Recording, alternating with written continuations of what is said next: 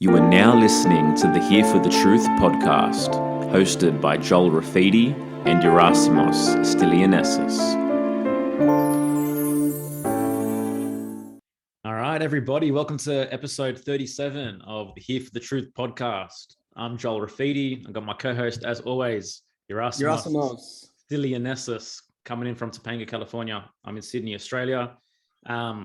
A little bit of housekeeping, as always, quickly for your divination, tarot, astrology, numerology needs. Head to joelrafidi.com for any specific human design readings. Shout out to Yerasimos. If you're in the Topanga area, hit him up for some body work, face to face, touching one another. Ooh, that's scary, isn't it?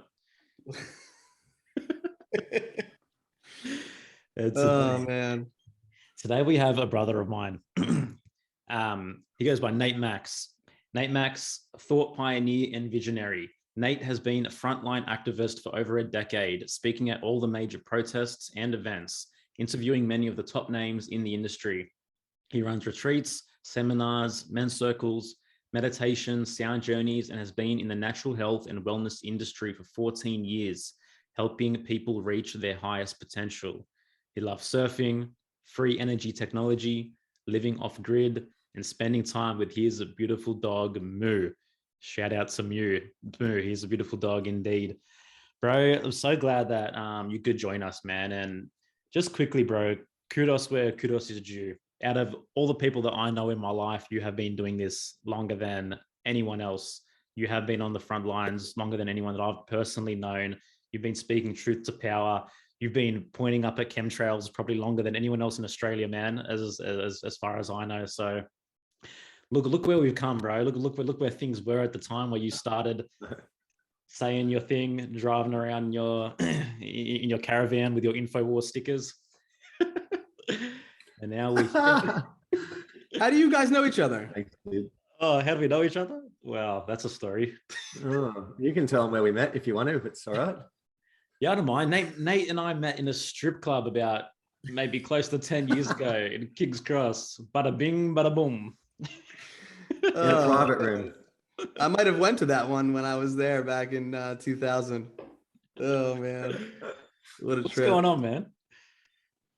Up to mischief as always. Yeah, thanks, man. It's nice to also see like people like yourself. I've watched your journey transition and shift out of like TV into music and the conscious music and the podcast and astrology and all these things you're doing. And I'm watching this really great version of yourself just keep getting greater. You know what I mean? Really, really special human. And yeah, I always look on your stuff and look at your work and know you're going to be up to something really inspiring. So yeah, it's nice to see other brothers on the journey and meeting new brothers too. Yeah, man. So for sure. Thanks, man. What have I been doing? I mean, I was just saying to you guys before, I'm in a little bit of a transition process. Now, for people who don't know me, I've got a website and a platform, Innate Awareness, and it covers kind of all bases, where it's food, health, native shamanism, plant medicine, protests, media, videos, YouTubes, retreats. Like I've been doing a lot for ages. And I've been a one-man band, you know, because I guess probably 12 years ago, 10 years ago, when I was really had the awakening, luckily, you know, there was the internet and a lot of information on the internet at that point in time. And I actually had, you know, a sense of free Facebook for probably 3 or 4 or 5 years, which was amazing, you know. And it was such a beautiful, it was a beautiful platform to learn, because I was linking in on all the natural therapies like Dr. Sebi and Dr. Robert Morse, Dr. Robert O. Young, and just clicking on all these amazing links. And my feed was just flooded full of tinctures, cures, cancer cures, herbal remedies, like all this amazing stuff, you know. And I really did appreciate the way social media worked back then. And to feel into the energy behind social media now, it's so different and very, very obscure, and it feels very locked down, controlled. And I mean, just on an energy perspective, it feels like shit. Yeah. These podcasts and what you guys are doing, I feel is so important now. We've been knocked off, well, I have, and most people have been knocked off all the major platforms. So it's kind of a rebuilding, and it's been a real 7-year cycle for me now. And so many of my videos are now being reposted and stuff from say 6, 7, 8 years ago, because what I was saying back then is kind of happening now. And it's a nice feeling that people are catching up, but also I've found myself a little bit frustrated just in the last, 2 years I guess, with family members and things like that, going and getting the jab and all the rest of it. And it's like, you know, it's dear to my heart. And so what I'm trying to do is work out how I can be the most effective at what I'm good at and not do the things that I'm not good at, but also without running myself into the ground and burning out. Now, a lot of people who get in the activism realm, I see a lot of newcomers come on board. They get caught up in the fame or whatever it is, and then they, you know, start going off that way, or it goes to money, or, you know, they're actually a bit lonely, and activism becomes this thing where you can meet lots of people and it can be a social thing. So I see a lot of this stuff happen, and the people who last and survive are the ones that have got a spiritual practice. They're the ones who look after themselves, who eat the right food, who are doing their meditation in the morning. They're getting out in nature, getting in the sunshine, doing all the things that we should all do as humans anyway. And that's the only reason why I survived as long as I did and thrived, is because I had the meditation and chi energy and things like that all come in around the same time. So I managed to buffer this huge, giant building of information and have this one to try and, you know, not lose your mind. Because when this rabbit hole opens, not only do you start having contact with the unseen realms, especially in the esoteric levels, if you are doing meditation and going deep on that plane, but it can be very negative. You know what I mean? Because you're like, all of a sudden your whole world has been ripped apart. Everything you thought that was normal is completely abnormal. The world's been inverted in many ways, shape or forms. And if you don't have that support network around you, that's when you can find yourself seriously feeling lonely and lost. And I guess now the internet, the way it is, there's so many awake people. But back then, 10 years ago, there was, you know, a couple of people in Australia, a couple of people overseas, and a couple of people here who are really speaking out. Some people who would like and tag. But now what we're seeing is this, there's no more fence sitting. You're either doing your research and you're an organic, healthy human being who likes good food, clean water, healthy babies. You want to stay away from hospitals. You don't want to shop in the supermarkets for all the toxic food and all the rest of it. And you're looking after yourself, or you're not. You're into fast food. You're probably eating McDonald's. You're watching television. You're probably believing the mainstream news, and you live most of your life in conformity and a place of fear. So this is the great splitting and separation of society. Now, from the top-down approach, I feel that there's a giant awakening happening right now. But for people who are on the ground, we're in the eye of the storm, you know, because the news is just blasting disinformation and lies 24 hours a day, which is, you turn it on, and it's like, oh, snap lockdown, COVID cases, clusters cases, COVID, all the keywords of mind control. So it's this funny thing where humanity doesn't realize that there's a little piece of string holding this whole narrative together, and it's like 10 kilos hanging on that right now. It's snapping, you know, and that's when this whole world, we're going to see it flip. And I think we're going to have a really beautiful existence coming up for our children and for everyone, because people are operating from a place of love now and hope, and they're realizing that what's really important in life is maybe not hustling for money so much and the material false pride, fame and glamour, but actually love, community, food, support networks, you know, our own education and things like that. So that's what's been coming up for me lately, and working out, like, what do I need to do and where do I need to be the most effective I can, you know, at this point in time. Yeah. Beautifully said, brother. Wow. Beautifully said. I want to rewind a little bit. And you talked about last 10 years ago or 12 years ago that you had an awakening. So what was that like? Like, what led you to that, to, you know, starting to see behind the veil and begin going down the rabbit holes of truth? It's a funny story, actually. I'm surprised no one's ever really asked me this in an interview before, you know. Well, but I'm a pro, bro. I'm a pro. So I was doing it. I was kind of in a very fast-paced lifestyle. I was a topless waiter. I was kickboxing. I was kind of in and around doing everything illegal under the sun. And one of my brothers was a bit of a gangster himself, and it rubbed off. And yeah, basically, I had a transport company, and I was, you know, making good money. Had race boats and race cars and Harleys and all these things. So I was really in the matrix, but I was always questioning everything. I always questioned everything. And I'm trying to work out what I can say here without incriminating myself too much. But anyway, long story short, I had some information become present to me through my own experience of literally how the drugs come into Australia and what the process is, who funds them. the groups overseas that work with it, Afghanistan, the CIA, and all this really far out there stuff that I heard on the internet. And then all the pieces of the puzzle kind of fell together for me. And I was like, fuck, is that what happens in Australia too? You know what I mean? And then I watched an interview with a guy called Robert Tosh Plumley, and he was a CIA pilot. And he was basically in court, not to do with the drug trade or anything, but he had to have a full disclosure in court. And he basically said, yeah, my role was to fly the CIA planes over from, Afghanistan, whatever, to Mexico, and to bring all the heroin and opium over. And then, it got into HSBC Bank laundering the money, then it being sent over, and the Federal Police and the Crimes Commissions in Australia funding it, coming into Port Botany Wharf, getting distributed by the customs agents, then the higher ranking drug dealers take it, and then this whole process. And I was like, wow, this is very interesting, So that was like a giant bubble of awakening to know that firsthand. And luckily at the exact same time, well, not luckily, I was in court getting in trouble. So I used to get up to a bit of mischief. And my usual barrister wasn't there. And this is when I was having this awakening, and I kept having all this non-physical stuff happening to me. I thought I was going a little bit mad. I just met a woman who was running meditation classes, and my normal barrister wasn't there. And this woman turned up, and she ended up talking to me about spirituality, this top barrister and top police prosecutor from the DPP. We're outside for an hour and a half. She's talking about spirituality and chi and DNA activation. And I'm this crim sitting there talking to her about iridology and natural health and how you can cure cancer and there's fluoride in the water. And this is going on outside the court, and my court case is on, and she's like, oh my God, we're late. So we ran in there, and she got up on the stand and literally just said, I can vouch for Nate Max. I've known him for a very long time, such and such, and really looked after me, let's just say. Wow. And then after, I ended up having coffee with this guy that she moved in with, who's a chi master, who I'm still working with to this day. I did meditations with him last month, global activations.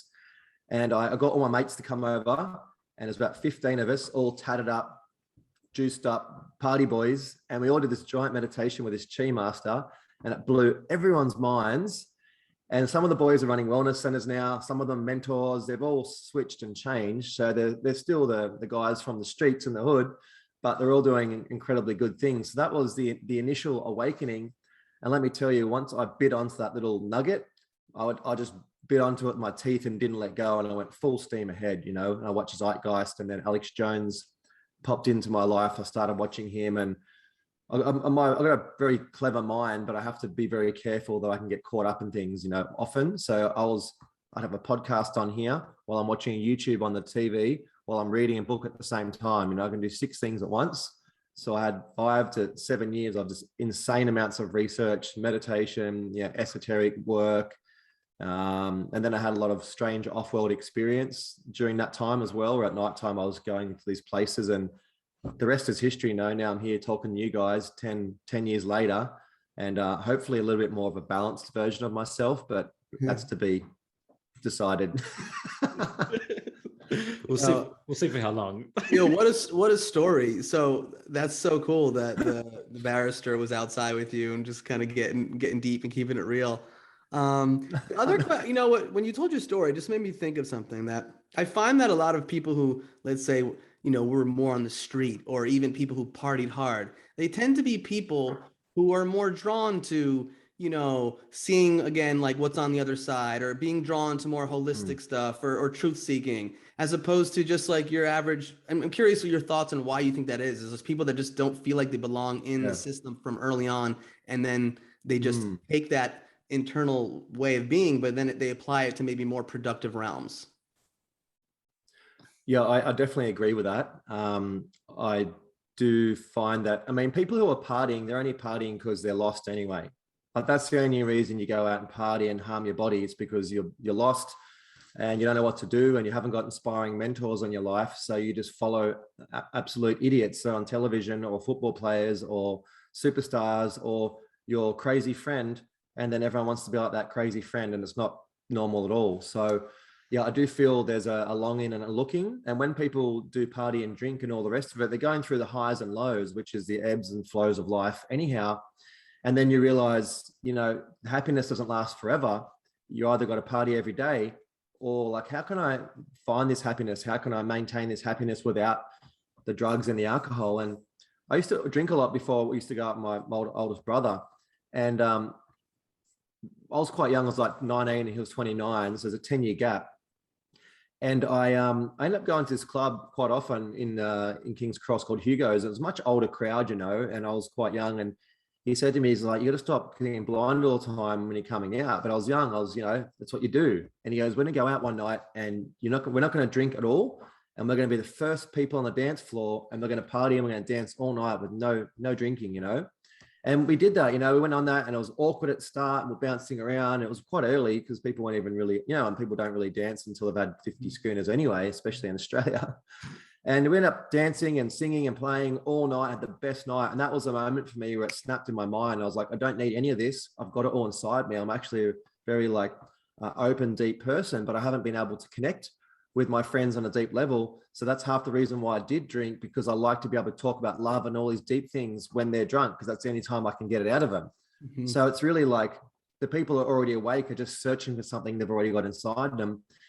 And it's funny, I forgot a really big part of the awakening, which probably happened before the conspiratorial stuff, is I had a naturopath in Australia, and she's probably one of the best on the planet, the most researched.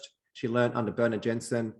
And she never stopped researching. Every year she's doing more and more research. Incredible woman. But anyway, I watched her cure and treat so many of my friends of diseases, brain tumors, cancers, diabetes, everything. And I'm just like, what is going on here? Like, how is this woman treating everything, yet what's happening in the medical system? Like, what's going on there? I know this little woman who just treated this guy prostate cancer, this person leukemia, this, like, what? And that was actually the first awakening for me, was the health awakening, which led into the spiritual stuff, obviously. And then from there, the conspiratorial, all wrapped into this big, ugly octopus. But I feel like certain people come in with different, like maybe not blood codes, but DNA in a sense, where they've got a soul mission. There's people here on the planet like you guys who, you know, you've got a mission. And then there's a lot of people we live with who are like, they're playing the game, but they're not on, you know what I mean? They're just observing. They're part of it, but they're not here to do anything. And like, I don't know if that sounds divisive or not, but I don't think everyone's supposed to wake up on this planet. I think it's just about a bunch of people waking up to lead the direction. Everyone else will probably follow, and everyone's in their evolutionary process on what they need to learn while they're here. Some people don't need to do 10 ayahuasca sessions in the jungle. They just need to have a bit of routine in their life. They need to experience some simple things, and their soul is completely fulfilled by just that. Like, that's just like a little, like, you know, kind of, I guess, idea that comes into my mind sometimes about so many different realities that are playing out here at the moment. Yeah, dude. I mean, the whole concept of NPCs and non-player characters, I think that's something that I concur with. It does certainly seem that way from what I've experienced, that not everyone is here to wake up and to realize the depths of this realm that they're living within. But for some of us, there's certainly always been this burning fire where it's like, no matter what, I'm going to question what's going on, because it doesn't feel right. Right? Because why would I want to grow up and live in a society where I'm made to be dictated about every single thing that I do in my life, whether it be work, what I study, who I'm friends with, what I inject into my children? Like, that just doesn't make sense. And so we continue to question, and as you continue to question, you see more of what's on the other side, you know. And mentioned earlier that a lot of people that get into truth seeking or activism, they burn out, right? And it's very true, because there is this allure and this incredible hype that comes with that for a little bit. But I think the most important thing in that process and for longevity is grounding and becoming centered, and really just being in this realm for what it is, and recognizing what it is, and doing the things that serve you, like you've been saying, more than anything else, taking care of your health, taking care of your family, taking care of the roots, doing the simple things. And we don't need to constantly feel like there's a massive drama with a protagonist and the hero in the story. It's like, we know what's going on, we know our job, and we realize that we're most effective by taking care of our own at the same time. Mm. Yeah. Yeah, I totally agree. I totally agree with taking care of our own. That's what this is about right now. This is like, who are your own? Who are the people that are important in your life? Who are the ones that are showing up at this point in time? Because this is a great clearing of the dead wood. I mean, you walk out into the streets, it is like there's a giant red light on top of people's heads who aren't connected because their eyes are darting around. They're trying to social distance themselves from you, and they're wearing masks in their cars, in the park. They're putting them on their kids. Like, the common sense factor at the moment on Earth is just gone. People have bought into this 50-year-long mind control from the mainstream news, and they're bought into it hook, line, and sinker. And to even get someone to awaken slightly, especially in the older generation, like the 50, 60, 7-year-old people, if you can get any sort of a shift out of something like that, you're doing great. That's generations of programming unwinding. People don't realize one person waking up, the flow-on effect from that is like devastating to the deep state and to the system, because they're doing everything they can to poison you, slow you down, trick you, coerce you, shorten your lifespan.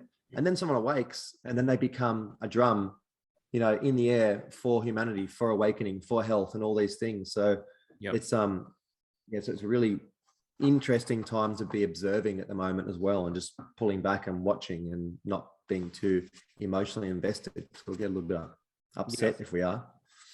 Yeah, I want to ask you, like, obviously we've known each other for a long time, and I know what you've been doing for a long time, but we haven't really connected properly since in the last 18 months, 2 years, when this really turned on its head. So from your perspective, how did you perceive the way it came about? Did you see it coming this way? Did you see it coming this hard, this fast? How caught off guard were you when you saw the Trojan horse of, COVID-19?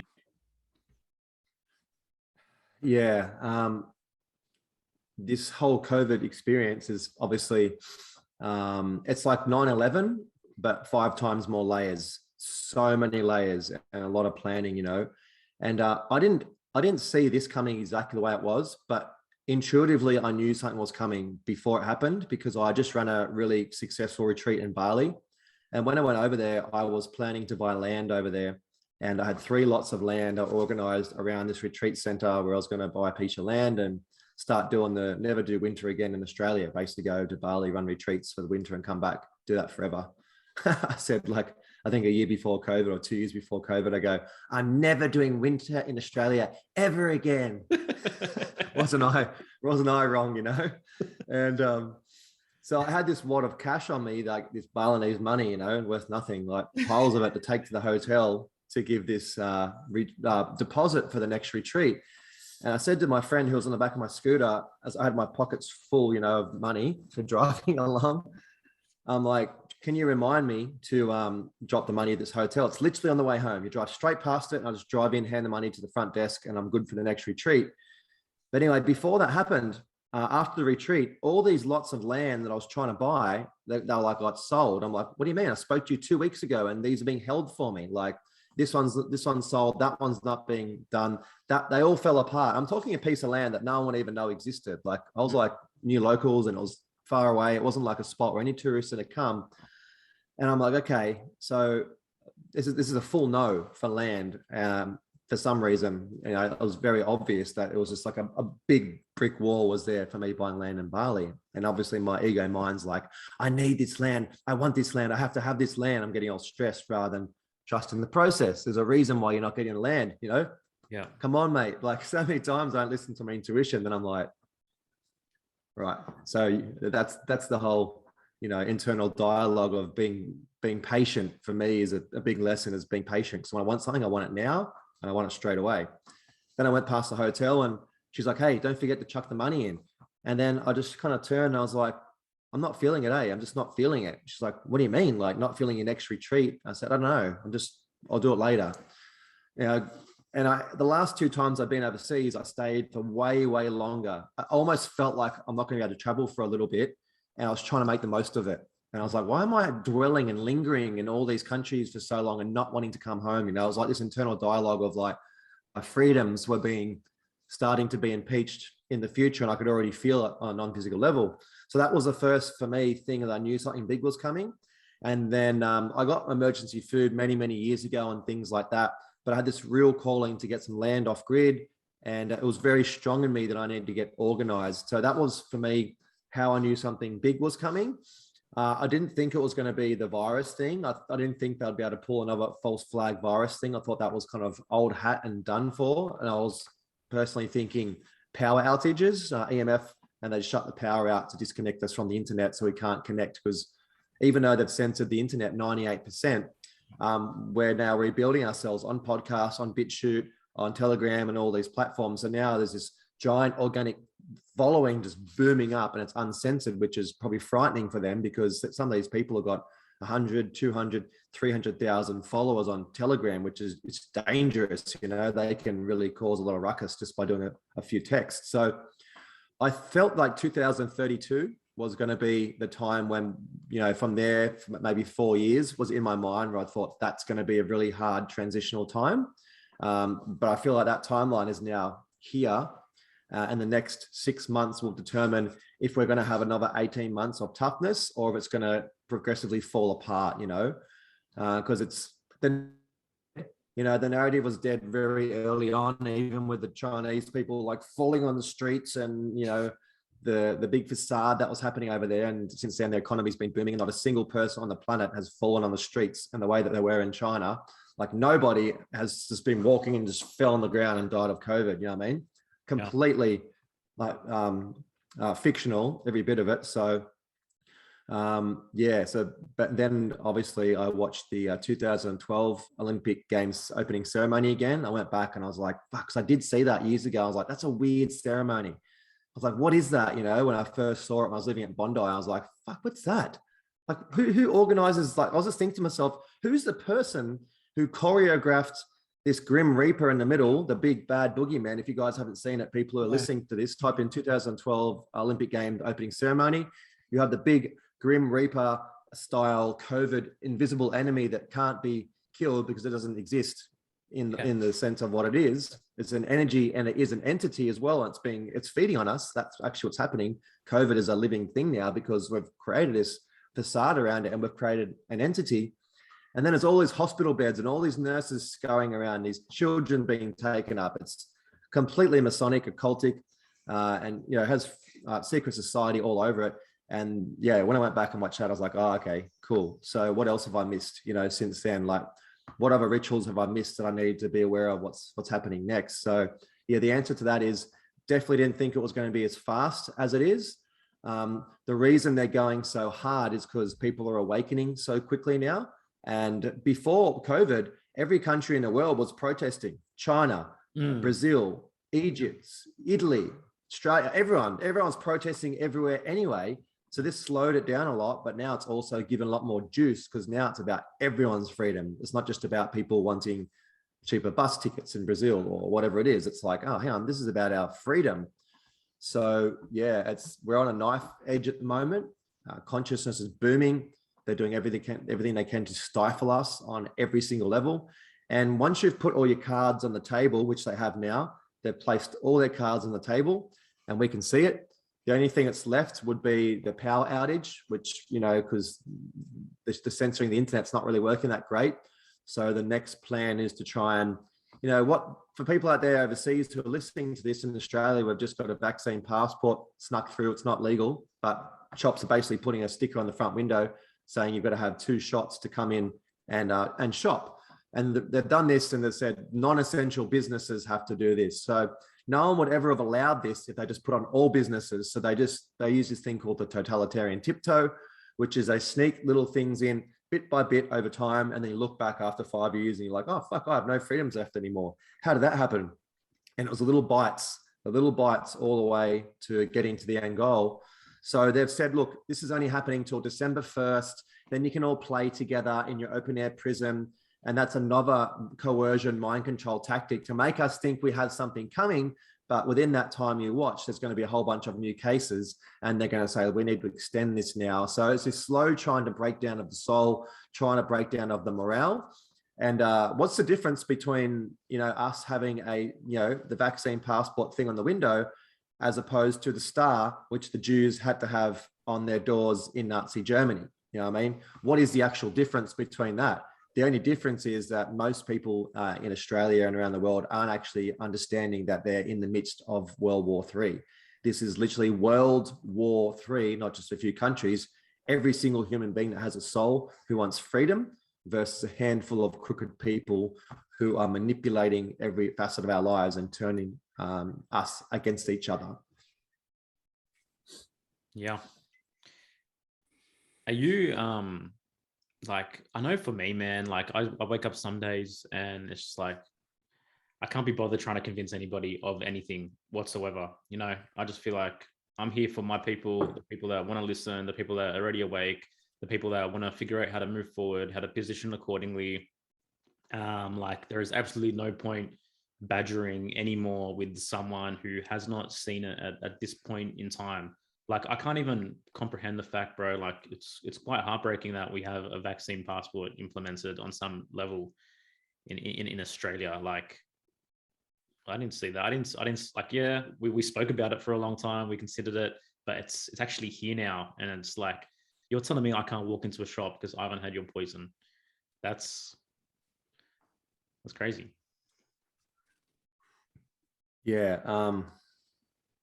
Fuck, when that first came in, I'm not gonna lie, the last 18 months, Yeah, I've been pulling away from a lot of my work anyway. I've been doing protests and things. I've done that. I got arrested last month and got forced into quarantine for basically 7 days. I was going to do a presentation at Brisbane, and they snatched me going into the protest. They were waiting for me and said that I'd crossed the border, which I had, but days earlier, weeks earlier, when there was no lockdowns, and they basically just made up this complete lies and coerced me into a hotel, said that someone was going to be there from Queensland Health to talk to me, and there wasn't. There was this military and police, and I had to do fucking 17 days of hard quarantine, you know, in a room with no fresh air, hardly any sun, Wi-Fi, 17? baking, and hotel food for, yeah. Fuck, bro. Yeah, so I ended up getting very active on my phone and did a lot of interviews, you can imagine, because all I had was my phone, a cord. Lucky I could plug it into the TV in the room, and I had my shorts and a singlet. That's all I had for 17 days, you know. Wow. And that to me was frightening. When that came in, when I was in there, I had my barrister, my legal team, and all these people sending in legislation and reading the legislation. My barrister's like, is this for real? Like, he couldn't even believe the legislation I was sending him. He had to fact check it because it was so draconian. It was so scary. And I was like, man, I need to get the fuck out of here before they bring in a new rule saying that I can't leave unless I'm vaccinated. You know, I was actually at the end getting a little bit worried. I'm like, I'm going to throw the table out the window, or I'm going to do the great escape soon, call my mates down the bottom of the motorbike, I'm going to fucking leg it out of there. That's where I was at, you know? So it was this gray area where you're not actually arrested in the normal legal system. You're in this weird Biosecurity Act illegal thing where you have no rights. And it's like being held hostage in North Korea, where you could call a barrister, it wouldn't matter. You could plead for your case, they don't care anyway. And they pretty much just do what you want with you. And when that was going on in Australia, because I've been arrested a bunch of times. When you get arrested, you just call your barrister, within 24 hours, you're fucking out of there, right? And they got to get a case against you. These guys didn't even have a case. They're like, oh, we suspect you crossed the border. I said, no worries, we'll show us some evidence and we can entertain that. That's fine. And they're on the phone for ages. Obviously, they're using that Pegasus, you know, tracking, hacking into my phone, probably looking at the GPS and all the rest of it, which I didn't have my phone on me. My girlfriend at the time had my phone, and my motorhome was passed over the border. So I could have proven it easily that it wasn't even me. So I had no legs to stand on. And then I was arrested for longer than anyone and literally locked in a room. And even when you're in prison, even when you do stuff like that, you get time out.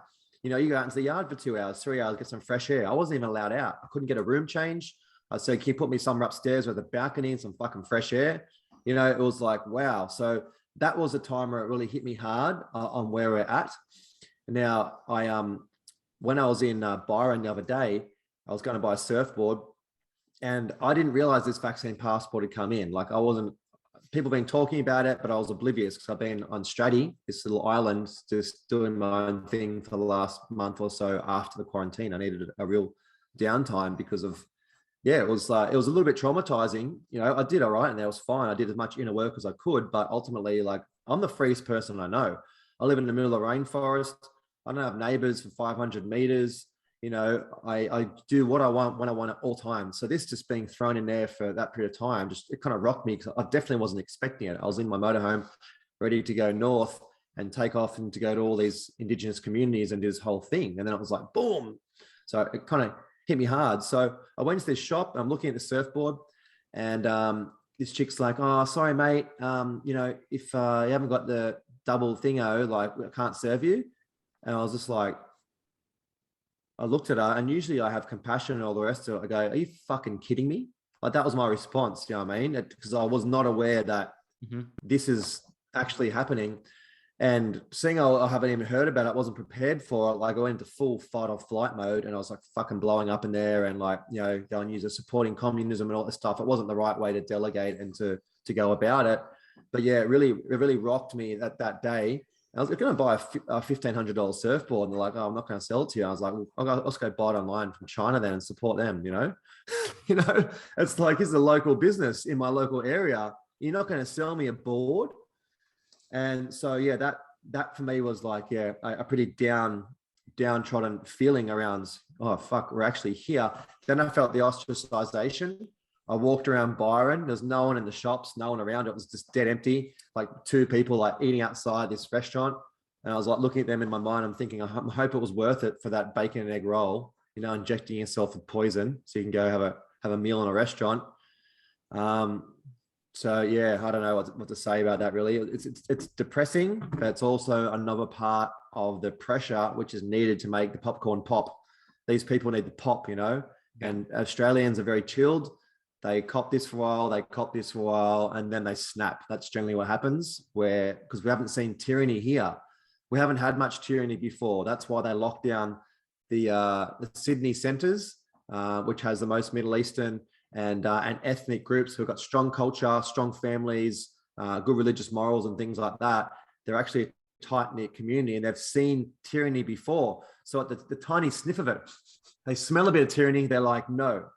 Where Aussies are like, oh, that's a bit of a weird law. Why would you pass that? The Privacy Intrusion Act, where you can where they can hack into my phone, they can pretend to be me, send emails from my account, and incriminate me and put me into prison. Like that's a pretty weird law, don't you think? That would never be passed in another country, but that law was passed while I was in hospital. I call it hospital quarantine, and two other really draconian laws were passed while I was in there. So I'm watching these laws. Incredible impeachments on our freedom while I'm in there. I'm like, man, if I'm in here for another week, what law is going to be passed next? Like crazy. So a little bit frightening. Interesting you mentioned that, man, because I never considered it how deeply as you just have in terms of the LGA areas, the local government areas in Sydney, which were locked down hardest. They were these ethnic communities, right? They were strong families with foundational and fundamental values between themselves that came from countries who have experienced hard times and have experienced. And it makes a lot of sense that they locked them down the hardest because they would have been most aware of what's going on. I mean, they were trapped within a 5-kilometer radius or even less, and they had the harshest curfews. It's like that was like some Hunger Games district separation kind of shit going on with that. Yeah, well, that's well, we're going to remember our whole rollout here in Australia is being run by the military now. That military guy, whatever his name is, and Dutton, the ACO bloke, it's all being run by military. That's the way it's all done is specific, strategically a way of breaking down an enemy.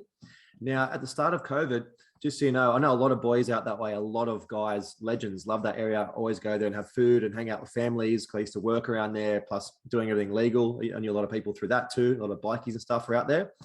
And right at the start of COVID, some of these areas are tough. And I mean, like, these guys never grew up. They're like, got that young spirit in them still where they're 40, 50 years old and they're still training like machines. They're still buying rims to their cars, exhausts, doing things up, pimping their houses out. They're all, they're like kids. They've got that kid spirit, which, is amazing, where a lot of the other areas in Australia, it's old money and it's kind of just like, it's just stagnating a little bit, I've felt the last few times I've gone into those areas of like, wow, there's really something happening here. I'll just walk the streets talking to people with my dog and cruising around.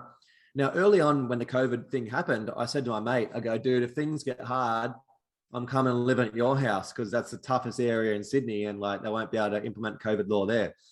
So anyway, a whole bunch of the boys are out in the streets eating kebabs in one of the streets. I won't say the area. And the police were walking past them. They're like, "Oh, you're not allowed to be out here because you're not supposed to be in groups of people." And there's 20 or 30 of them eating food, eating kebabs. And the cops like, "Oh, you can't be here." And they're just like, "Yeah, whatever." You know, this is going on for a few days. And they had no power because these guys, they're alpha males. You know what I mean? There's alpha males there, and they're not to be messed with. Like that, it's got that village thing where everyone knows everyone. You know who lives in your street. You know who all the people are. In these areas, everyone knows everyone because they're all connected. Where in the cities, you're walking past all these people every day, and they're just faceless, nameless people, and you don't know your neighbors and things like that. That doesn't happen when you come from villages and cultures, because that's the whole thing. You have dinner together, you eat together, you talk, you go pray at the mosque, you pray at the church, whatever it is. So that's been lost a little bit in Australia because of our upbringing, post-war and all the rest of it. And these cultures, like I said, are tight-knit. Now, anyway, one day, these cops were kind of hassling them to leave. And one of the guys got up and he put the shoulder in, and like, you know, as he walked past the police officer, and then, you know, that continued on, nothing happened. And then 3 days later, the riot squad turned up. Now there was 6 cars of riot squad with 5 people in each car. Now, like I said, these guys are connected. They get on their phones, they start messaging their cousins, their friends, their family members. So they're all messaging. There's maybe 30, maybe 40 riot squad, 5 or 6 cars, 5, yeah, maybe like, you know, 20 to 30 riot squad, big, massive people with all the gear. Within half an hour to an hour, there was 150 boys that showed up. They're all in their cars. They're all ready. Cars are turning up everywhere surrounding the riot squad. And the riot squad packed up and they left. Wow. And then when my mate told me that story, he's one of the heavies around there, I was like, fuck, man, that is going to piss them off so much, because that is a complete failure from the riot squad, you know? And that's part of the reason why they locked down those areas, because you can't even allow them to get to the next area because they've got so many mates in the next area. So that's why the lockdown's been so tight, to not even allow people to be able to congregate, to plan, to work out what they're going to do. Now, unfortunately, these police officers are literally the Stasi right now because they're implementing laws that are illegal, they're unjust, and they're against our human rights. And a lot of them are using these pathetic excuses like, I've got to feed my family, it's my job, you know, which that has no merit anymore. Yeah. That's finished. What happened in the Nuremberg trials when the Nazis said, oh, I was just doing my job? They were hung, right? And this is on the way to what's happening over there. So this is the problem we're facing, where we have the separation between the police and the civilians, which when you go to Goulburn and you get your police badge and you do all the training, they basically mind control you into thinking that you're special and you're better than everyone else and everyone's a criminal and you're not. And you need to follow the state and do all these things. So we've got to unwind this terrible thought processes and come back to what's simple: morals, connection, love, and human rights. They're the 4 things. You know, if you just base your life around that, a lot of our rules become obsolete. And then you really have to start questioning your own personal behavior. Not like, I'm doing my job, I need to do this. I don't give a fuck about your job. I don't care about your children. I don't care about your family. What I care about is the freedom of this whole entire planet. Anything that comes under that. So saying your family, your job is like, no, it's all of us together. And that's the biggest trap. People thinking that it's going to be okay for you later. If we continue on this slippery slope, we're going to see our country turning into a place like Cuba or somewhere like that, where it's just chaos on the streets and everything that we know is going to go out the window. So different timelines there, and different situations. Mm-hmm. What do you think's like coming ahead, like in the next 6 months to a year? Like, where do you think things are going to go? Ooh. What I know is this is all tied to consciousness. So this will determine what people do with that inner vibration. Your inner frequency determines your external reality. Doesn't matter how much protesting and how much everything we do right now, it's all helpful. But if you got half empty cups going to protests, it's a half empty frequency which is happening. Now, a lot of the protests we run here in the northern New South Wales, we have Indigenous elders come down They do prayer. We do a grounded meditation beforehand. We have a fire burning. So we're bringing all the sacredness in, which is key right now. Now, I don't want to go too woo-woo, but this is a multi-dimensional reality war. And this is 5-dimensional chess. This is not just happening here in the 3D. This is on the other dimensions. There is a full-scale assault happening as well. And as above, so below. So right now, we're on a slippery slope, but we have all these portals and levels and layers and ways that we can literally jump up so quickly and shift and jump off this timeline. So it's forcing people to go inwards right now. It's forcing people to be connected because all the other things haven't been working. Our court systems failed us. Our legal systems failed us. The police aren't protecting the peace. They're supporting the corporations. Our medical system is a depopulation system. So what's left? Spirit, nature, connection, community, all these things. So when people find that within themselves, that's when we're going to have the trajectory of where we're going to go is going to shift. Now, on a 3D level, obviously what they want is to bring in the vaccine passport for all businesses. And I mean service stations, Woolworths, Kmart, supermarkets, everywhere. They want to start like this is a full-scale war, and that's what people still don't realize. Even truthers think, oh, you know, this is going on. This is a full-scale war, and they want your children dead, and they want you poisoned off or vaccinated or tracked and chipped every single millimeter, so you can't even fart without them knowing. That's what they want. And now what it's called absolute zero. So if you look that up, it's the new Agenda 2030, which is called absolute zero, and you can read through the information on that. And it's basically, you'll go to a shop, you have to have all your jabs, passes, this, that, all the rest of it. And you'll go to buy a piece of organic meat and your card, your chip, whatever it is, will go, because you've reached your carbon credits limit. There's too much carbon in that producing of that meat, or whatever, so you can't buy that. And then your electric car at home will lock itself and you can't drive because of whatever else. So this is a level of control they want. Mm-hmm. Okay, that's why they need the 5G, and that's why they're frothing about 5G. Not only because you can target individuals and do all types of heinous stuff with it, literally target people through people who've had the PCR test and they've got your information. They could like work out where you are and, you know, harm you.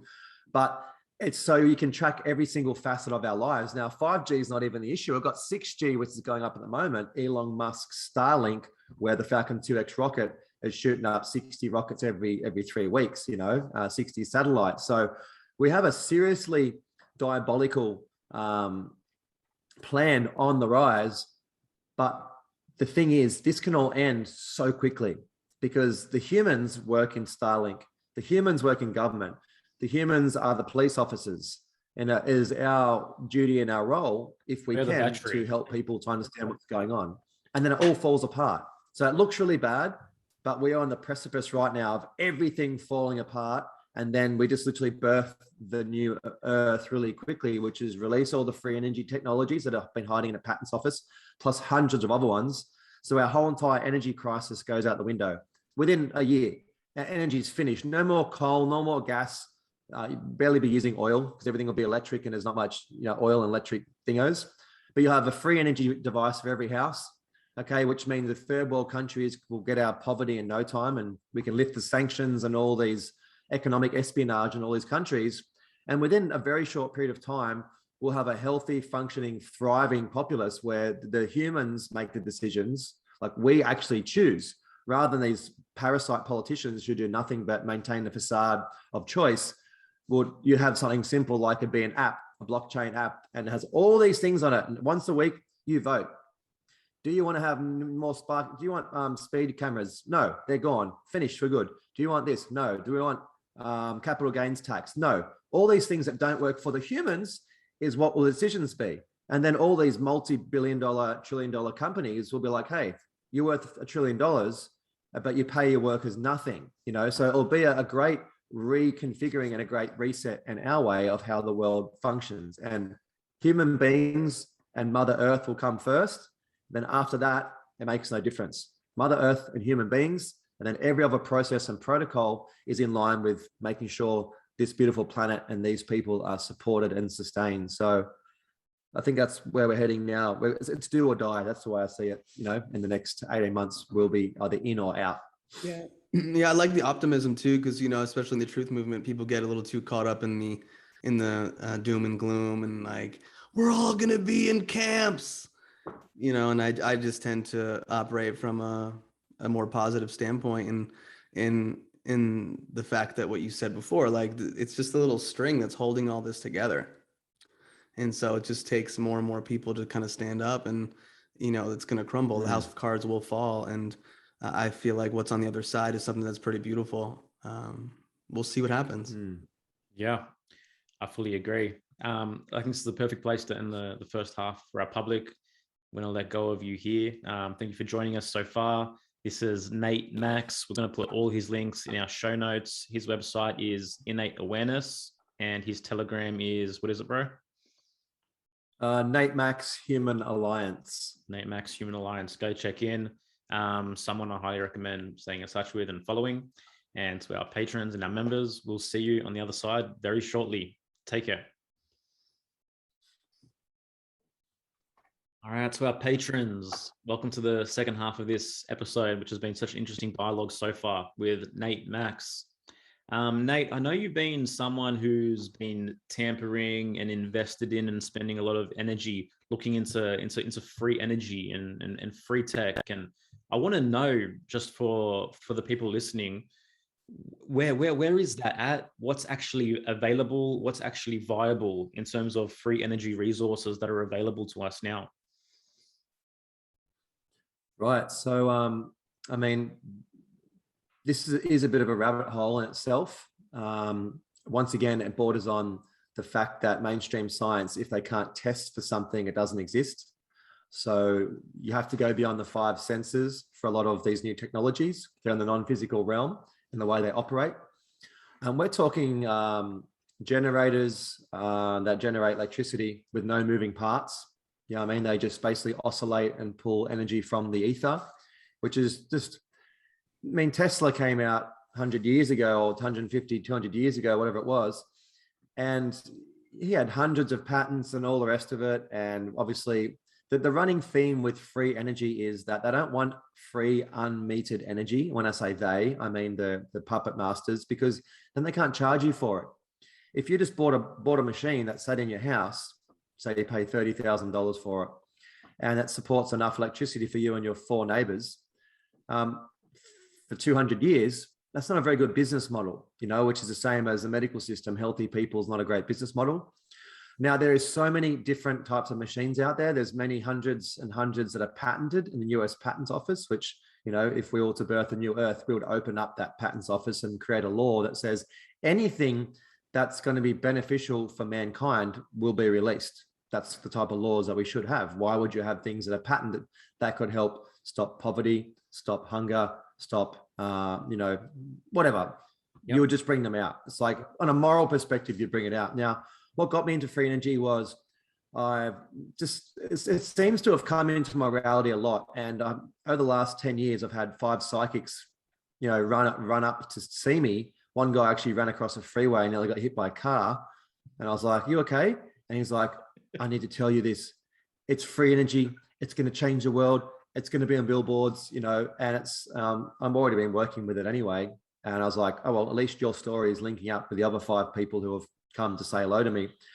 So I just happened to have met a bunch of people who have been in the tech, looking at the machines in their garages and being in the workshops and the places, and realizing how bloody simple it is too. And also how there's no money being invested by the government towards free energy technologies. They talk about renewables like wind, solar, and all this absolute garbage technology. Like Nikola Tesla would be rolling in his grave if he knew his name was stamped on batteries.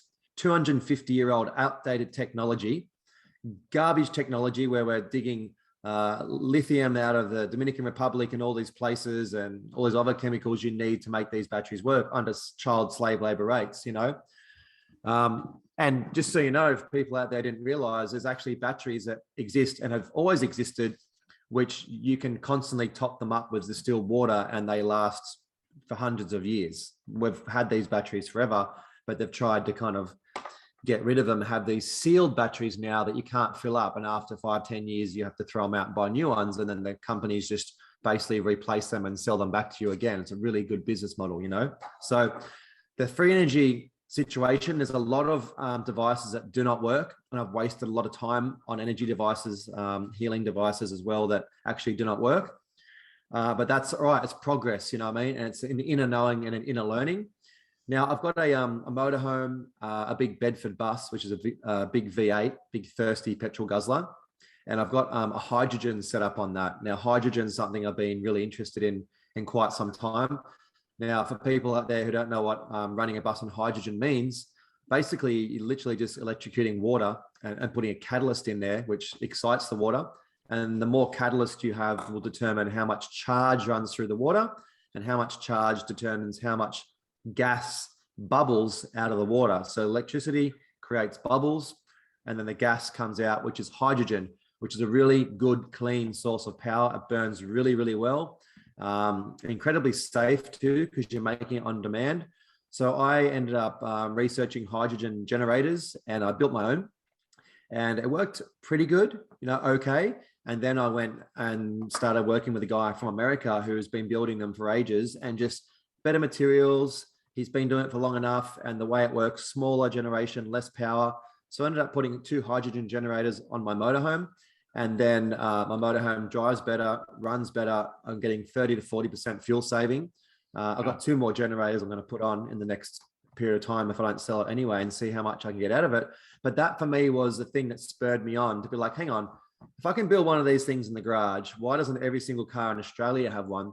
And my form of hydrogen generation is not even good technology. It's like use a lot of amperage and things like that, where there's a guy called Stanley Meyer, and he created a car that ran on water in, what year was it? Must have been 60 years ago. And he was driving all around America. And my bus runs on petrol or LPG and hydrogen. So it's like an add-on. You basically have the hydrogen come in, and you can tune it back, and it gives you an extra boost, kind of like nitrous, but on a smaller, more regular level. Where this guy had his car running on completely 100% water. You could urinate in it. You could use rainwater, dirty water, seawater, and it literally converted the water through a special injector into a fuel source. And water is the most abundant thing on the planet. It's never disappearing. It's always moving from one place to another. We never run out. Plus we have 10 times the ocean amount of water underneath the Earth's crust, which scientists have found recently. So a very clean power generation. And what comes out of the exhaust is nothing but, there's no waste. You can breathe it in, and it's completely safe, you know? So that ends the whole us driving around with smog, petrol pollution, India, China, all this smog everywhere. You're just using water, you know? So very, very, very clean technology.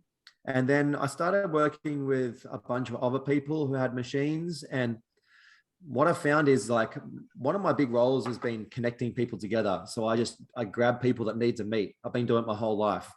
And when you get 2 really big brains together, and especially when they mirror each other, often there's just a giant clash. And I've had 2 situations where I brought these people together who, if they wanted to work together, oh my God, we could have got some progress done. But instead, they started hating on each other. And I've had a lot of circumstances where the money's fallen through at the last minute. We've had huge amounts of money about to come. Then someone's got a message, a phone call, almost like a threat saying, don't invest in that, or you're going to lose your contracts or whatever. So I've watched the whole conspiratorial thing wind in with free energy, and how badly they don't want free energy to be on this planet. Because if we have that, our world will change very, very quickly. The power structure changes, everything changes. The scarcity mindset, where you can't afford to pay your power bills, or you can't leave your heater on all winter, or whatever it is. You could have your spas, your saunas, your hot water, everything running off these devices, and the whole scarcity of it is gone. So now, I said before that renewables are a garbage energy. Wind turbines, literally, they break all the time. They cost tens of millions of dollars to put one up. They need servicing all the time. Half the time they're not blowing. Half the time the fan's facing the wrong direction. It doesn't spin around, and they break, and they give you fuck all power back for that. Then it has to be stored or put back into the grid. And then you have solar, which is most of the panels up until recently, they can't be recycled. The oil company owns all the panels. So you're just putting money back in the oil companies again. After 10 years, the panels are finished. They don't work. And like I said, you can't recycle them. They have to go to the tip. Then converting solar into a charge controller, you're losing power. From the charge controller into batteries, you're losing more power drop. Then from batteries to an inverter, which then converts it into electricity. The amount of power you had coming in the first place is down by 60%. And it's just a very unviable source of energy. It's okay to get through. Like right now, if you want to be off grid and they pulled the power, you can get through, but it's not a sustainable energy source at all for a global thing. We need proper giant free energy devices that can power cities, Solar is not super efficient too, even from an electromagnetic frequency standpoint, because when it does go through the inverter, it pushes a lot of dirty electricity through the whole house or wherever you're at. So it's not ideal in that regards. They haven't designed them to I guess mitigate the electromagnetic frequencies when it's being converted from, I get them confused, DC to AC or AC to DC. I forget what it is. But anyways, yeah. I mean, there's other, oh man, when I hear you talk about this shit, I'm just like, there's just so much technology out there that can uplift humanity, but these architects of control, they want to keep that under wraps. It's the biggest thing they don't want to get out. The free energy is a single fastest way to change the whole world and the way it functions. You know what I mean? And the amount of different devices that I've seen and how simple they are and all the rest of it, it's mind blowing. There's 20 devices out there right now, which if they had a little bit of funding and a green light, will get out there. And like, honestly, I think it's going to be that way pretty soon anyhow, because you can't stop consciousness. And free energy is tied to consciousness.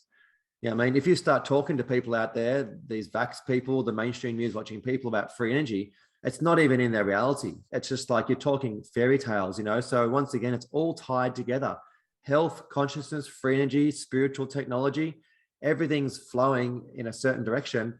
And there's people out there who are listening who are ahead of the curve, and they're ready for it. But we're almost like, we're pulling up the level of consciousness as much as we can. So it pulls the collective consciousness up. So then we can start having these things enter into our lives. I somehow think that's how it works. And that's why we're getting blasted with negativity and scarcity at all times in the mainstream news, to keep us locked into the old paradigm of the old empire.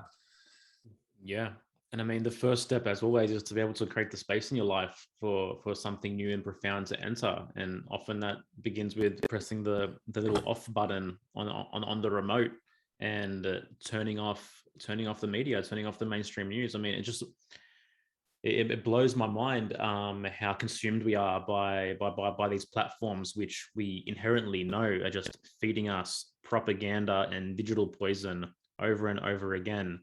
And if you really want change, you have to create the space for change. And that often begins with, cleansing even your digital diet and becoming aware of what it is that you're actually consuming on these levels. So something else can come. What are your thoughts on fossil fuels? Well, I mean, they serve their purpose, right? Mm-hmm. We could have been off fossil fuels, like I said, 200 years ago with Tesla. That stuff was all obsolete. You know what I mean? And the problem is our history is so incorrect on so many levels. Like if you start looking into the lost civilization of Tartaria and the mud floods and the free energy technologies that existed back then, all the churches and buildings and steeples were all energy generators to produce free wireless energy. So we actually had a thriving civilization, a global civilization that was in every country on the planet, which probably wasn't countries, it's probably just one global civilization. And then somehow it seems like we've got amnesia. We've been reseeded, repopulated the earth, and we're all walking around blind trying to work out what's going on. We're like, oh, look at this big pyramid over here. How did that get there? Oh, what's in Antarctica? It's like we just literally forgot everything, and now we've just been put back on earth and we're like, look at this giant tree. Wow. It's like if we've been here for all that time, we would have explored every single part of this planet and would know it like the back of our hand. But instead, it's like we're re-remembering who we are. And then it's like we've left ourselves hints all over the planet to remember our God self. There's something really What is it? What is huge that from your in- what is that from your perspective? What is that gap? Like what happened? What I think is that we had a reset, and I think the resets happen much quicker than what we say. I think there's been an extra 1,000 years or more thrown on our timeline. I don't think we're at year 2000, since Christ or whatever. I think we're talking like 400 or 500 years, maybe. You know what I mean? That's kind of what I'm feeling before we had a reset. A lot of the evidence that we're finding all around the world is showing that there was some sort of a mud flood. It looks like, there's been a 2-3 story mud flood, which succumbed to take over large parts of the earth, because all these ancient buildings that we're finding, well, they're not ancient, they're Roman Greco buildings that have been designed and built and created in a way that we actually can't even create them now, from the organs and the churches, which are healing chambers, to the pyramids, to these Roman Greco government buildings. We're seeing that just everywhere. It's all the same style. Yeah. And they all have the copper and the cauldrons and this beautiful steeples everywhere, which is to harvest and create energy. Like the cathedral or a cathode is basically a form of electricity generation. That's why it's called a cathedral. It literally is the way that non-physical electricity is harvested. So yeah, some of these buildings, well, a lot of these buildings, basically 3 levels of the building, up to 3 levels, is under mud. So you'll go down 3 levels and you open a window and there's just mud outside the window. You don't build a building and then put windows underground facing mud. And that's a common theme we're seeing all over the place. Now, I don't know exactly what happened. What my intuition tells me is that, there's cloning facilities, we've been reseeded, and we're probably living with higher advanced beings, Anunnaki, Nephilim, whatever you want to call it. And we could be part of a great experiment. We could be part of just an evolutionary and a fun thing, but something big has happened, and there's other hands at play at the moment who are watching, playing, guiding this reality. And I don't know whether it's Hunger Games, where we need to get to Antarctica and head to the center there and find out what's there, because the compass is pointing in that direction. Do we need to climb over the ice wall and just walk over the wall and everyone goes, yay, you finally made it? Do we need to go inwards and raise our internal frequency and transcend this physical vessel? I don't know, but all I know is that you can't think this shit up, and it's very exciting one way or another. Yeah. Welcome to part 2 of Here for the Truth. Yeah. It's so good. Yeah. Man, like, look at architecture from a general perspective. Like, modern contemporary buildings are fucking ugly. Like, and you look at the past, you look at history, we have these beautiful designs. There's so much care and consideration was taken into making these beautiful structures, which resembled aspects of ourselves in our creativity. Now we just live in these what would appear from a top level just to be motherboards, right? And so much ugliness and so much distortion has filtrated the culture, and now we call it modernity. But it wasn't that long ago where every building was of beautiful consideration and design. Well, let's think about this. We only had power tools at 1850 or 1840. That's when we got our first power tool. Or was it? Yeah, anyway, like literally not that long ago, we started using power tools. Now, all these buildings, how the fuck did they build these buildings and all these things with no power tools? Are you kidding me? It's impossible. We can't even build these things now. So how are they doing it? With a hammer and a chisel, just chiseling it out, the pyramids. There's so much beauty and crazy technology, and the statues that are built. Some of these statues are insane. And even the paint on some of these incredible paintings they've found, they've analyzed them, and we can't even repaint this with a digital printer. The thickness and the thinness of the paint and the way it's been done, they're saying we can't even replicate this with a 3D printer to replicate the way it was done. So who was painting it? What gifts did they have? What technologies did they have that we don't have? Was it just human beings that were operating at a higher DNA package? Were they operating at a 3 or 4 strand, a 5 strand helix? There's something going on that wasn't that long ago where we had some sort of beings that are on the earth that had incredible gifts, incredible talents, and they're doing things that we can't do right now. And what you said about the architecture, like we haven't gone forward in our architecture and our buildings at all, really, in the last 100 years. It's the same stock standard square things, the tiles on the roofs, even this whole hemp revolution. Like, where is it? They don't want us using hemp. They don't want us having sustainable houses. I know a couple of people got them up here, but really everything we're seeing outside, every piece of metal you can see behind me, that could all be hemp. Our houses, bricks, concrete, roads, signs, all made of hemp. You know what I mean? And obviously that's not like Leonardo da Vinci architecture, but even just from a sustainable, human, usable standpoint, like, we're not even doing the simplest things. So that architecture, those buildings, those things we're seeing, it's blowing my mind at the moment. Like the more I'm looking into it, and even here in Australia, there's a really good Instagram called, I think it's Aussie Mud Flood. And I follow the photos. There's just photos, black and white pictures. I'm just like, what planet were these photos taken? Like the energy and everything doesn't even resemble anything that I find familiar for me today. I'm like, what happened? What do you think is the timeline of this mud flood? Like when? 400 years ago, 350, 400 years ago, I'm feeling that's when it happened. That's when we had a reset. 2 generations or 3 generations. You're saying that most of, again, you're hypothesizing based on the things you've learned that most of the earth like was covered in like some kind of mud flood, and then because of cloning, etc., they were able to repopulate the earth. Yeah. So history. Yeah, I mean, so is history just patched together like what we're taught? Have you ever looked into Tartaria at all, Yerasimos? I haven't. I've heard of it. Yeah. I haven't looked into it. Oh, sorry. It's If Max Egan's videos are still available, or we can send you that 5-hour-long video called have you seen that one, Joel? It's 5 hours and it's called The Lost History of Earth. I think I've started. I haven't watched the whole thing, but it's certainly quite interesting. And I mean, the case is definitely made, and there's no doubt that it's not a coincidence that on multiple occasions these buildings, you go down to the lower levels and the basements are just, it's mud. It's mud. Yeah, it's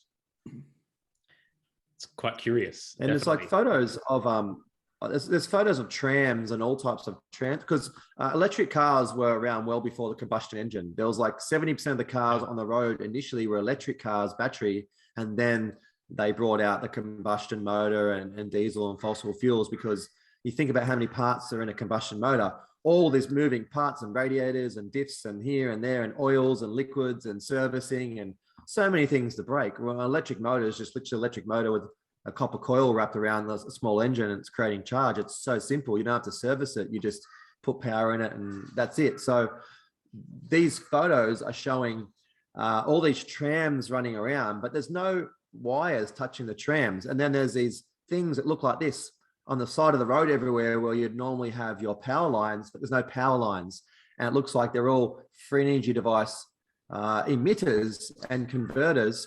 Same with all the buildings, the steeples, the churches, giant big power generation units. And in the houses and some of these big mansions, which are still around, these big giant mansions you'll see when you look into the lost civilization of Tartaria, they have the fireplace, and wrapped through the fireplace all the way down the chimney is like copper coils, copper swirls, and this spike on top. And the fireplace, usually where you'd have the wood, you'd have maybe 2 or 3 foot where the wood would go in there, right? Because you need space for the wood. These fireplaces are like 3 centimeters. There's nowhere to put wood. And there's giant paintings above the fireplace, which you'd never have a painting above a fireplace because it would just destroy it. And then on each side, there's these urns. It's this strange urn, like almost like a pine cone looking urn with these things on top. And in the back of the fireplace, you have a metal plate. So what it looks like is this thing has been transmitting the free energy. It's wrapping around down the coil, which is like, when you heat up a stove, the coil will heat up to a certain temperature. The metal plate was emitting the heat. There's no wood, never any wood. There was a metal plate which emitted the heat into the room, and these cauldron devices, whatever they were for.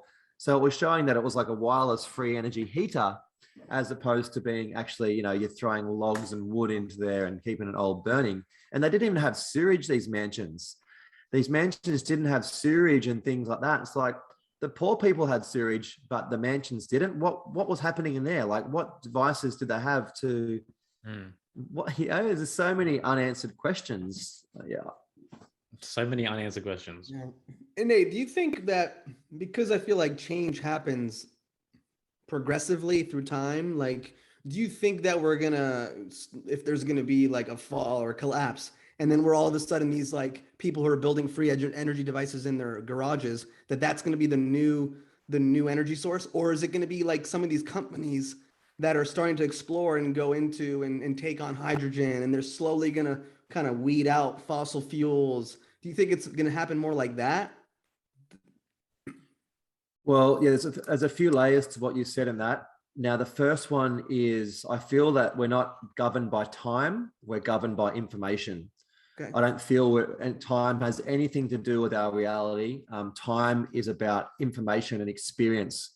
Have you ever noticed that, like, you literally go to sleep some nights and you wake up and then there's like a million messages on your phone? It's almost like you've been asleep for like 4 or 5 days or a week.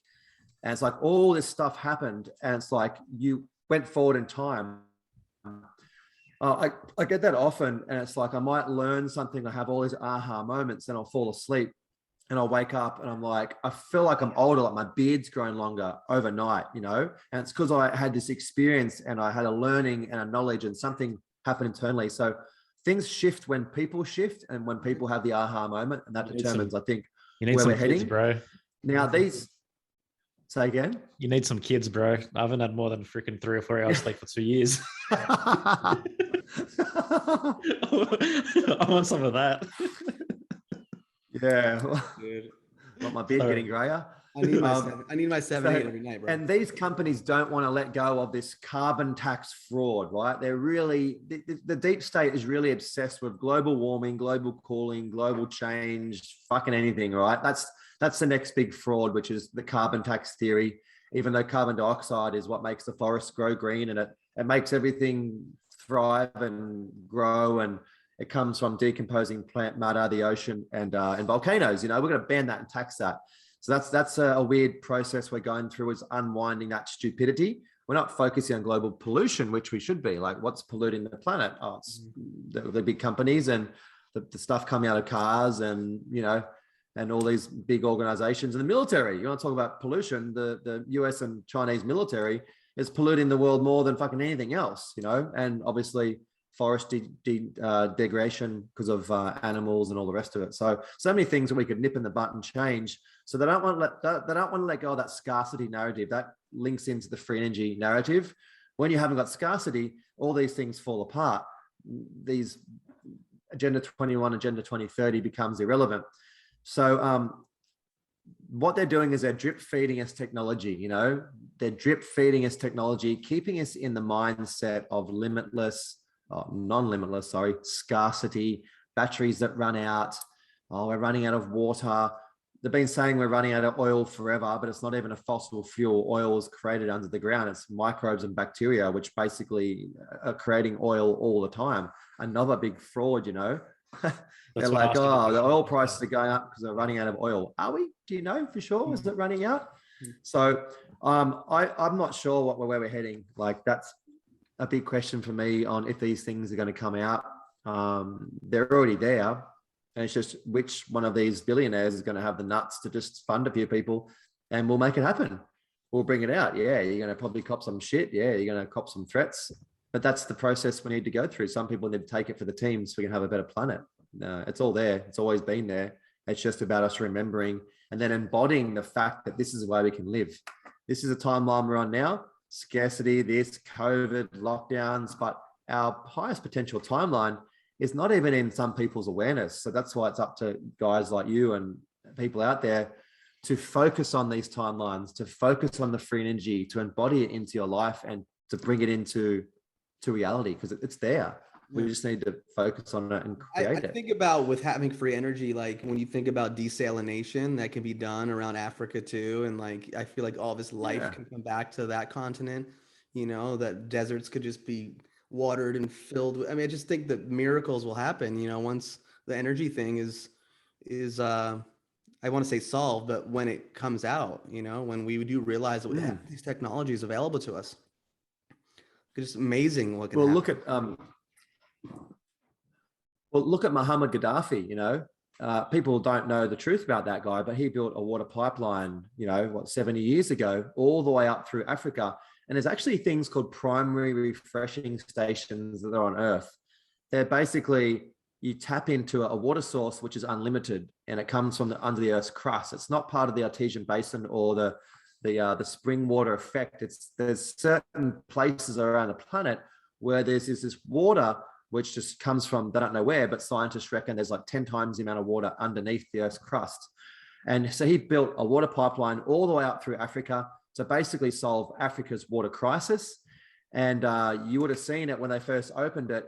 On the map, there's this pipeline going up, and then there's these lines coming off it, and then big round circles of all this agriculture and all these crops and all these monocrops being created. Now, there's them all over the place, and we could definitely transform the middle of Australia into rainforests. We have farming methods now called syntropic farming and agroforestry, which is basically a way where you can just turn the soil into good soil. You plant all the right plants and all the right things in all the right places, and they all work together in symbiosis. And you literally just start rainforesting entire areas. We can do that right now. Now, what happened when Muhammad Gaddafi did that water pipeline? He spent it out of his own money. And in Libya, basically, if you're getting married, you got given money. If you were going to study, you got your studies for free. There was no power and electricity bills and water bills. And each barrel of oil that he sold, a small percentage went to the people. So it was a secular government, and they don't want that. And they obviously did a false flag attack and made him look like a terrorist. And then NATO actually bombed that primary refreshing station and that water pipeline with depleted uranium, which is 100% a war crime. So that water can probably never be used ever again. Although we have technology now to negate radiation and all types of stuff, but once again, sitting in the patent's office. This whole cleaning up the Earth is very simple. We can clean up radiation with frequency. Every single thing on this planet has an opposite polarizing frequency. So radiation might be vibrating at, say, 1600 hertz. So that you put the opposite frequency and you hit it and it becomes zero. It becomes neutralized. So that's the same way we can heal the human body, which is through frequencies. You know, you find out what the liver's been vibrating at. It's an unhealthy liver. It needs to be hit with this frequency and bring it back up. Everything in the future with energy, frequency, healing, consciousness is revolved around frequencies. And that's why when I constantly say we need to raise our internal frequency, whether it's cultivating chi, our mindset, whether it's the good food, sunshine, getting the 1400 lumens in your eyes every day.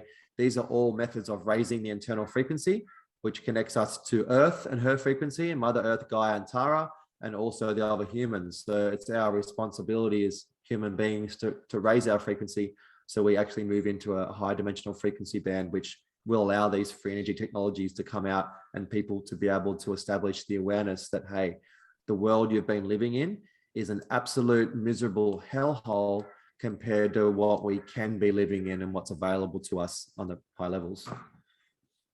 Well said, man. Like, we don't realize to the extent that life is being strangled, you know what I mean? And to the extent that what really is possible and the potential that's possible is being submerged. And I like the analogy of it's just being held underwater. That's all it is. It's just being suffocated. You know what I mean? And all it will take is just the release, or for us to realize, and things can pop back up really quickly. But the tyranny that we're seeing around us, whatever it is, its program is anti-life. Like, there's no doubt about that. Look at all the branches where they have their tentacles. The underlying principle is always anti-life on every single level. And I mean, that's quite a stark reality to all of a sudden wake up and realize that this thing that I'm being quote unquote governed by is actually trying to deplete me and drain me on every level of my existence. And some people are only realizing that now for the first time. But I mean, for most of us, for a lot of us, this is not nothing new. It's always been the case, you know. And I'm hoping that now, as perhaps we are reaching a critical mass, now perhaps more people are awakening than ever before, then who knows, man, we might have a chance for this stranglehold to be released on some level, and for us to experience something like you're discussing, which, why would I rule that out of possibility? Why would I rule that?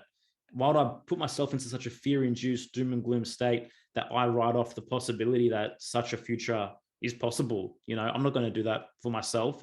I'm not going to buy into the narrative, because the primary weapon that they're utilizing against us, it isn't some fucking disease. It's fear. It's always been fear, every single time. And when are we going to realize? When are we going to take responsibility for the fear that we're allowing in? You know, and that's one thing that every single person can become aware of and can do every single day.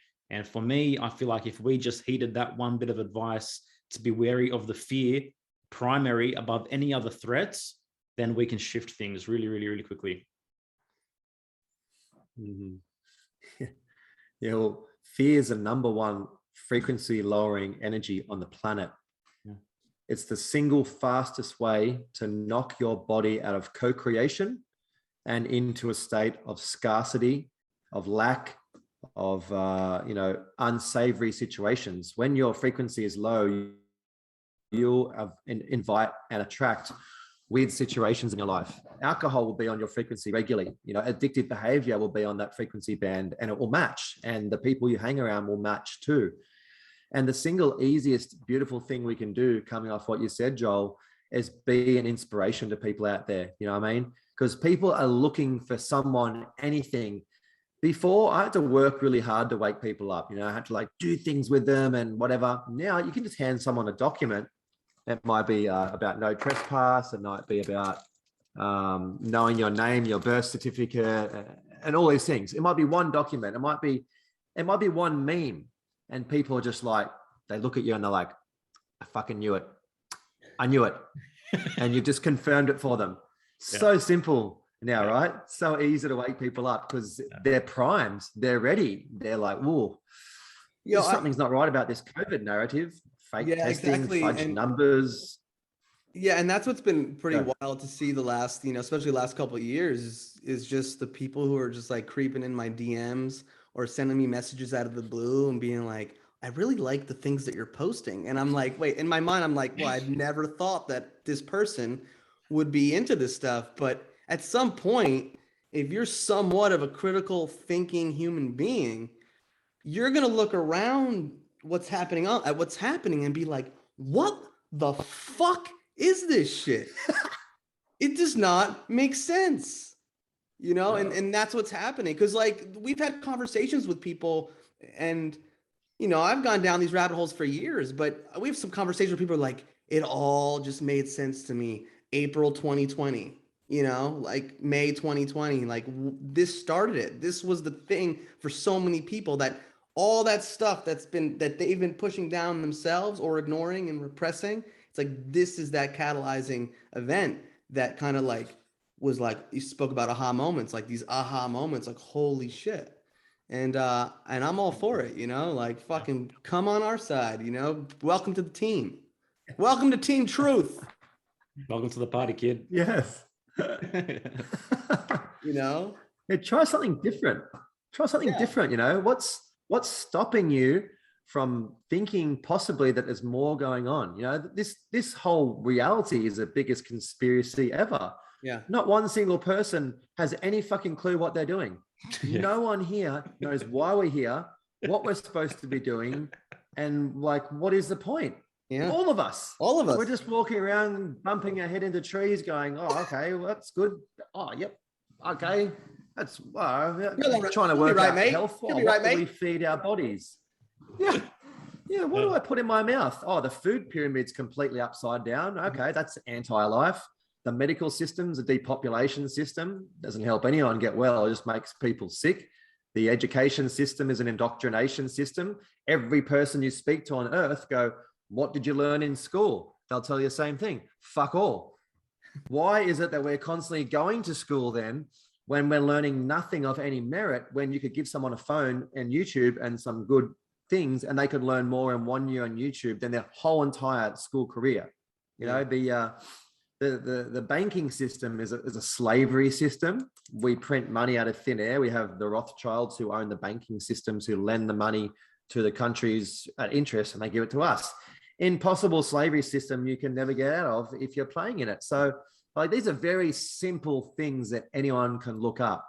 The government, what's the government do to help us? It doesn't listen to us. Our local politicians don't pass on what the people want. They go in Parliament at the stroke of midnight and pass all these laws, and we're all just like, well, that's shit. You know, so every facet of stupidity and ridiculousness that's happening right now is working in our favor, because you guys and me, we're talking to people, we're giving them a little slap in the face going, hey, check this out. Where the evil now is just going, bang, it's punching people straight in the head because they're losing their freedom, their jobs, their money. The news is so obviously, well, the one thing Joel said before, it's anti-life and it's held together by fear.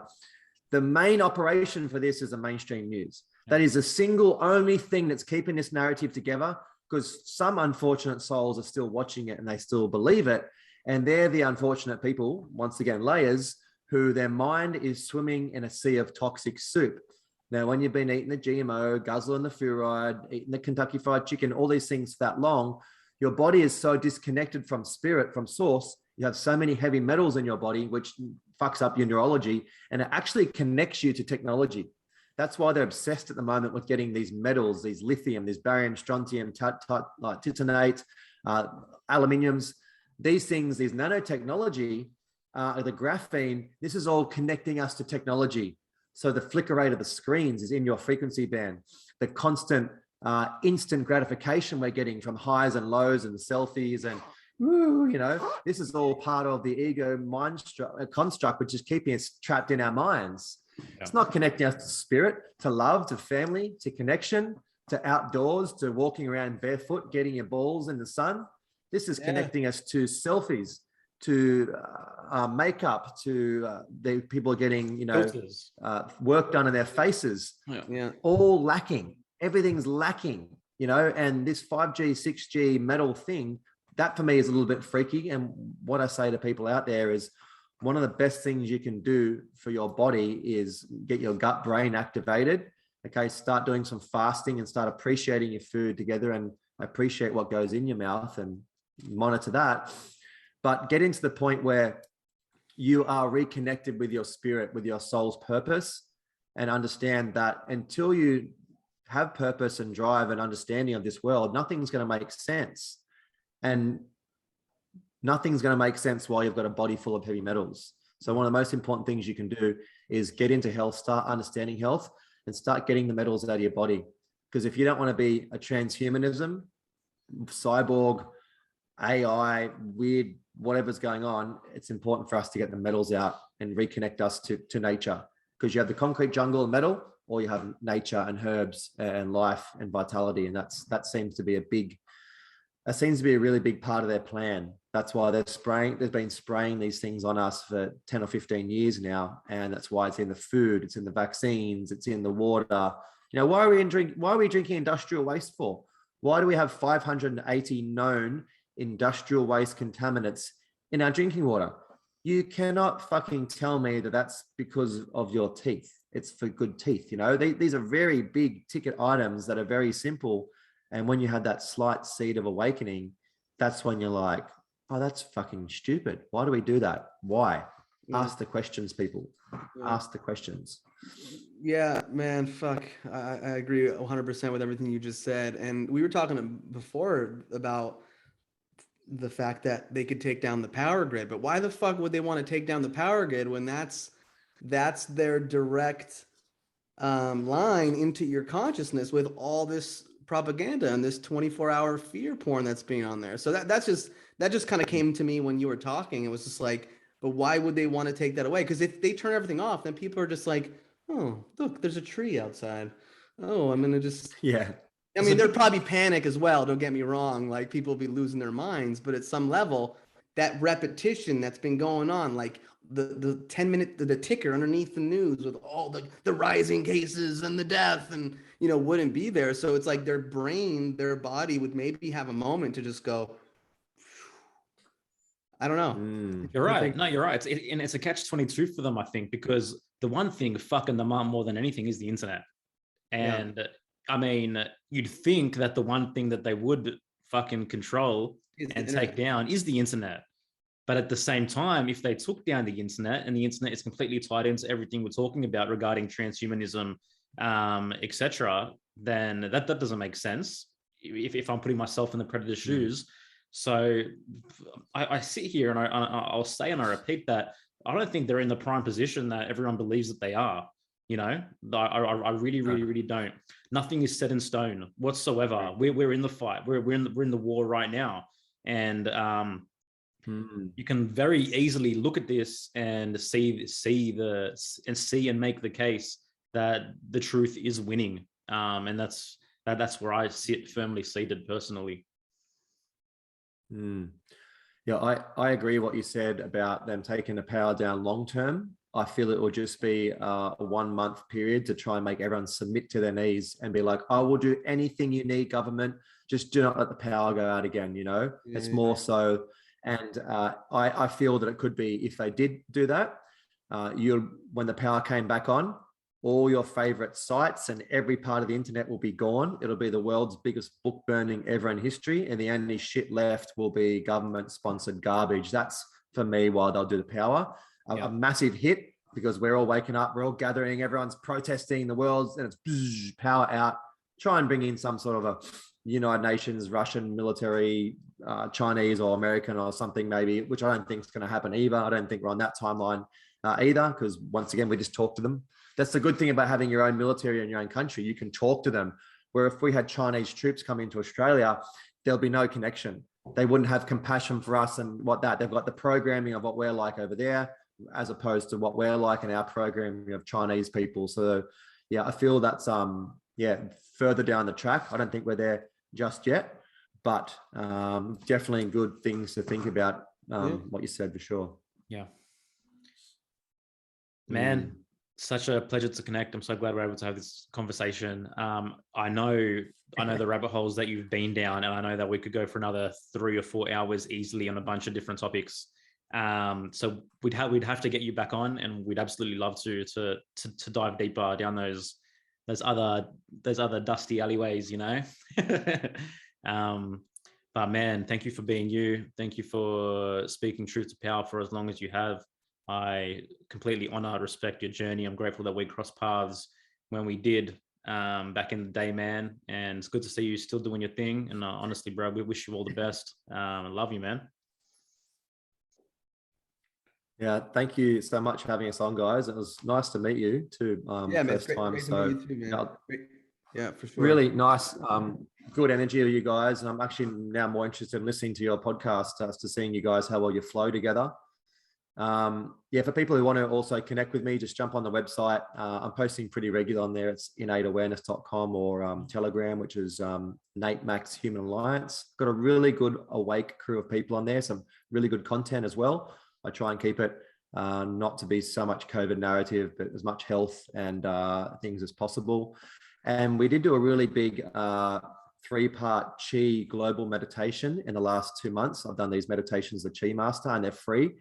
And we're going to do another one. So I'd love you guys to come on board and join us, because I had like 50 testimonials after each meditation saying, Nate, this actually changed my whole life, because this guy I work with is like literally does things that humans can't do.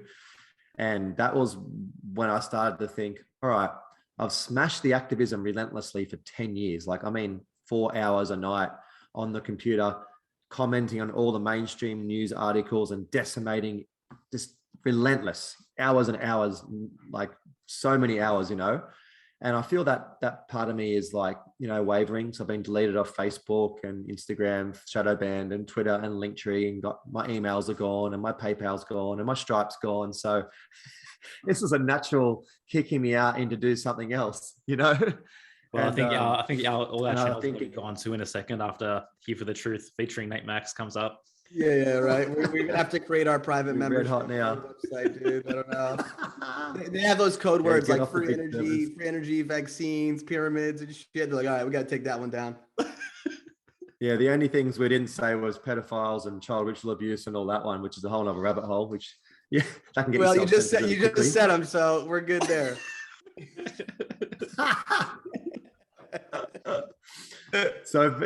Anyway, thanks so much. And for guys who want to jump on my site, I do sell a couple of products there: water filtration, structured water devices. I can help people acquire CBD, and also MMS for people out there who are concerned about viral replication, like COVID. Yeah. So there's simple ways you can stop that, and simple ways you can get well that are really cheap. So anyway, I I ordered MMS from Australia, dude. I got MMS. I got some like cool, a while back. So perfect. Nice. Yeah, it's beautiful. I met Jim Humble in Bali actually at the World Health Summit, and what a beautiful guy when I was over there with Sasha, and his testimonials and that. I'm just like, for a $50 product, like, oh my god, once again another rabbit hole why we aren't using it, right? How humble is he? He's actually such a humble dude. Dad joke, bro. It's a dad joke. Yeah, I was with Del Bigtree and also Dr. Robert O. Young and some big players over there. And Jim was doing a presentation with Sasha Stone, a good friend of mine. Yeah. And Jim Humble was like, yeah, well, after I cured my 15th AIDS patient, well, that wasn't very good for my business. You know, just such a legend. That's when you started getting a lot of heat. You know, if you start curing AIDS and all these diseases and you become a target, you know, but beautiful guy, been doing it his whole life, treated millions and millions of people around the world. So like, what a great legacy to bring health to people's lives. 100%, man.